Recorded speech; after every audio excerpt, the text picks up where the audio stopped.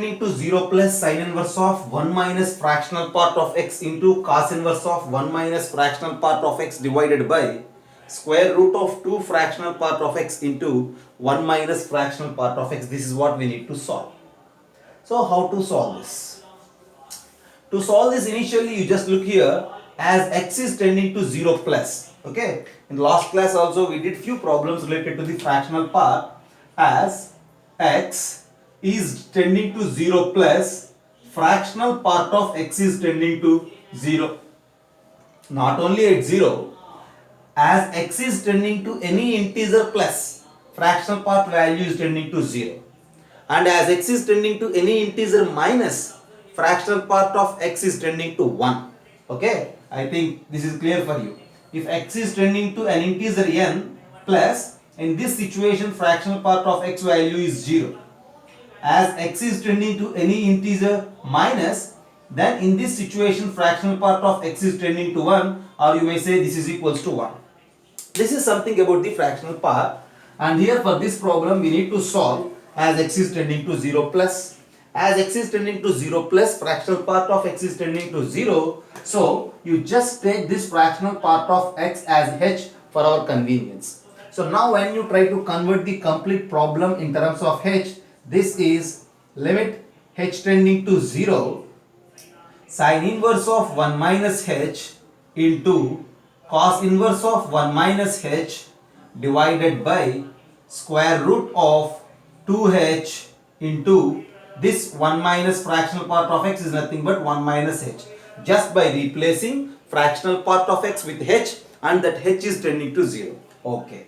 So after this step, how to answer? See, after this step, the way to answer is just you collect this sin inverse of, see, just look here, limit h is tending to 0, sin inverse of 1 minus h divided by 1 minus h into cos inverse of 1 minus h divided by root of 2h. Okay. Then what you say about this value? See, you people may think that this value is 1. Limit h tending to 0, this value is not 1. Okay. As h is tending to 0, see, just replace h with 0 here. This is sin inverse 1.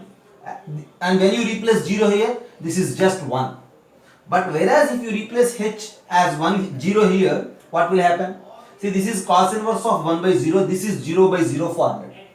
Direct substitution is generating this particular value as a determinate form and this value as indeterminate form. So collect determinate value from this first term and just do certain type of simplification here for the second term to avoid indeterminate form. So for that, I am just substituting directly in the first term of the product, and I will do some more manipulation at this second term to avoid indeterminate form. And now this is equals to, when you replace h tending to 0 in the first term, sin inverse of 1, because 1 minus 0 is 1, divided by 1, limit h is tending to 0, cos inverse of 1 minus h divided by root 2h. Now, how to simplify this? See, now just have a look. Sin inverse of 1 is what? Pi by 2. Sin 90 is 1. So this value is pi by 2 and this is 1. So now this is equals to, see, the first term is pi by 2, okay. But how to solve the second part? To solve this second part, you just take, see, this is root 2h. You just take this 1 minus h as some cos theta.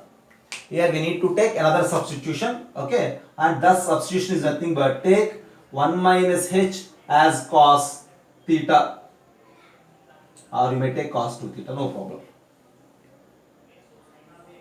Okay, if 1 minus h is cos 2 theta, then what you say about h?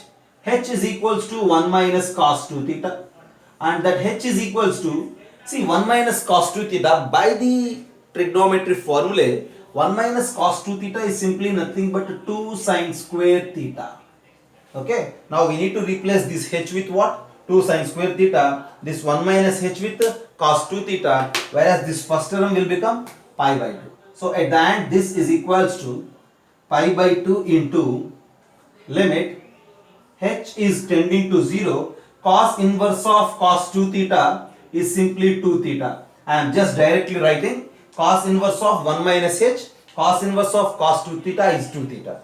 Whereas in the denominator we have root 2h. So h is this 2 sine square theta.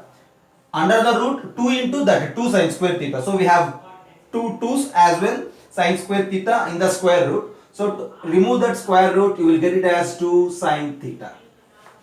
And when you cancel out this 2 and this 2, theta by sine theta, as theta tending to 0 here, because as h is tending to 0, cos 2 theta is 1 and so theta tending to 0. So limit theta tending to 0, this sine theta by sine theta value is 1. So pi by 2 into 1 is equals to pi by 2.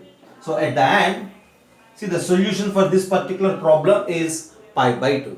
To solve this problem we need, see, a bit knowledge related to the fractional part, as well trigonometric values, along with some simple substitution of trigonometry and trigonometry formula. Okay, have a look. That's yesterday's challenging problem.